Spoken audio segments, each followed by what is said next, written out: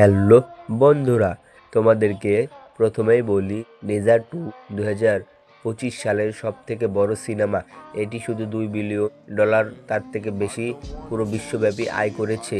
বিশ্লেষকরা বলছে এটি অ্যানিমেটেড সিনেমা হল বিশ্বের ইতিহাসের সর্বোচ্চ আয়কারী অ্যানিমেশন এবং বিনা ইংরেজি ভাষার প্রথম সিনেমা যেটি $2.2 বিলিয়ন বেশি আয় করেছে।